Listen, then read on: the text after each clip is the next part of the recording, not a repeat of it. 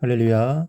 사랑하는 대강의 가족 여러분, 오늘 하루도 하나님의 말씀과 동행하는 삶이 되길 소망합니다. 오늘 함께 나눌 하나님의 말씀은 출애굽기 32장 7절에서 10절 말씀입니다. 여호와께서 모세에게 이르시되 너는 내려가라. 내가 애굽 땅에서 인도하여 낸 내 백성이 부패하였도다. 그들이 내가 그들에게 명령한 길을 속히 떠나 자기를 위하여 송아지를 부어 만들고 그것을 예배하며 그것에게 제물을 드리며 말하기를 이스라엘아, 이는 너희를 애굽 땅에서 인도하여 낸 너희 신이라 하였도다. 여호와께서 또 모세에게 이르시되 내가 이 백성을 보니 목이 뻣뻣한 백성이로다. 그런즉 내가 하는 대로 두라. 내가 그들에게 진노하여 그들을 진멸하고 너를 큰 나라가 되게 하리라. 아멘. 모세가 산 위에서 하나님의 말씀인 십계명을 하나님으로부터 직접 받는 그 순간에 산 아래서는 백성이 심히 부패한 행동을 하고 있었습니다. 7절을 보면 부패하였도다 라고 말합니다. 그리고 그 부패한 모습이 8절에 나옵니다. 그들이 내가 그들에게 명령한 길을 속히 떠나 자기를 위하여 송아지를 부어 만들고 그것을 예배하며 그것에게 제물을 드리며 말하기를 이스라엘아, 이는 너희를 애굽 땅에서 인도하여 낸 너희 신이라 하였도다. 우상을 만들어 놓고 이 우상이 하나님이라고 하며 섬기고 있습니다. 이러한 모습이 바로 부패한 모습입니다. 여기에서 부패하였다라는 말은 함께 망하다, 모든 것을 잃다라는 의미가 있습니다. 즉 이스라엘 백성들이 송아지 우상을 섬김으로 하나님과의 계약이 파기되었다는 것입니다. 그리고 더 나아가서는 이스라엘 백성들이 하나님으로부터 받은 은총은 아무것도 없게 되었고 그들에게 남은 것은 하나님의 준엄한 심판뿐이라는 사실을 암시하고 있는 것입니다. 이 사실을 알 수 있는 것이 7절에 나와 있듯이 하나님은 이스라엘 백성들을 나의 백성이라 칭하지 않고 내 백성, 즉 모세의 백성이라고 칭하십니다. 이는 범죄한 이스라엘 백성을 더 이상 하나님의 백성으로 여기지 아니하시겠다는 말씀입니다.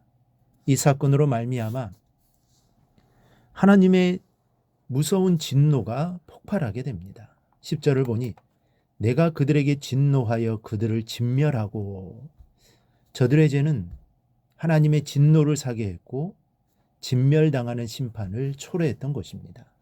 그렇다면 이들이 왜 이런 심판을 받아야만 했습니까? 먼저는 그들은 여호와를 하찮은 송아지로 전락시키는 죄를 범했습니다. 이스라엘이 그냥 우상을 만든 것이 아닙니다. 광야에 있는 물건을 가져다가 섬긴 것도 아닙니다. 그들은 여호와 대신 송아지를 만들어 이것이 우리를 애굽에서 건져낸 우리 신이라고 믿었습니다. 말도 못하고 냄새도 못 맡고 생각하지도 못하는 송아지를 자기들의 신이라고 고백한 것은 거룩하신 여호와를 송아지로 전락시켜버리는 행위가 아닐 수 없습니다. 하나님께서 십계명을 통해 금하신 것 중에 하나가 형상을 만들지 못하게 하신 것입니다. 그 이유가 무엇일까요? 물론 그 형상을 우상으로 섬기지 못하게 하신 이유도 있지만 더 중요한 것은 만일 하나님을 형상으로 만들어 놓게 되면 하나님의 위대하심을 한정시키는 결과를 낳기 때문입니다. 형상을 만들어 놓은 경우 신의 공간에 제한을 받게 되고 사람에게 아무것도 해줄 수 없는 목석에 불과하게 되며 사람들은 말도 못하는 형상 앞에서 빌어야 하는 불행이 초래되기 때문입니다. 하늘은 주님의 보좌여 땅은 주의 발등상이라고 했는데 어떻게 하나님의 형상을 만들어 놓을 수 있겠습니까? 정말 무한하신 하나님을 축소하는 행위는 죄악 중에 가장 크다고 할 수 있습니다. 그리고 이는 불신앙을 대표하는 행위가 됩니다. 그럼에도 불구하고 많은 사람들이 하나님을 내 신앙 안에, 내 믿음 안에 가두어 두거나 거기에 맞추려고 합니다.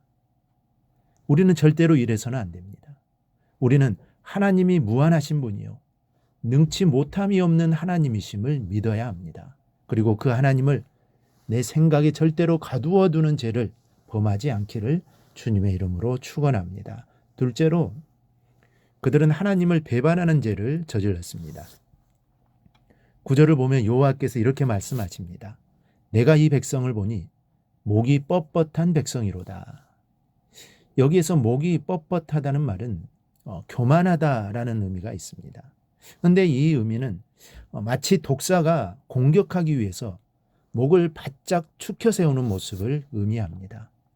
독사가 목을 축혀 세우는 것은 상대방을 물어뜯기 위한 준비가 끝난 동작입니다.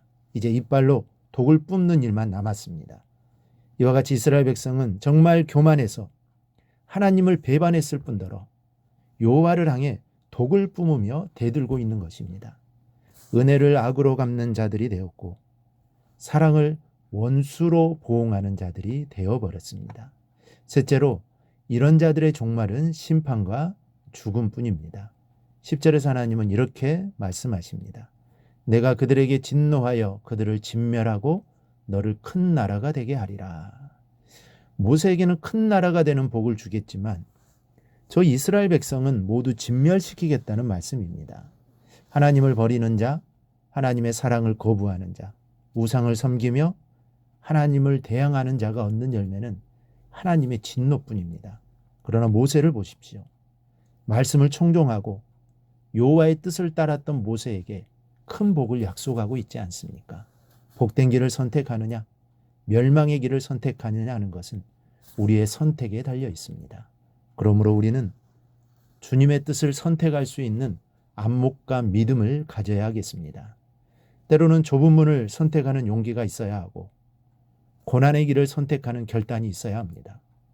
그리고 목숨을 내놓아야 할 때가 온다면 진리를 위해 그 길을 선택할 수 있는 믿음의 용기도 있어야 하겠습니다. 이런 믿음이 여러분에게 충만하길 바랍니다. 하나님은 바로 이런 사람을 찾고 계시고 그 사람을 통해 하나님의 일을 이루십니다. 우리 모두 오늘 모세와 같이 하나님 말씀에 온전히 순종하여 하나님 마음에 합한 믿음의 사람이 되기를 주님의 이름으로 축원합니다.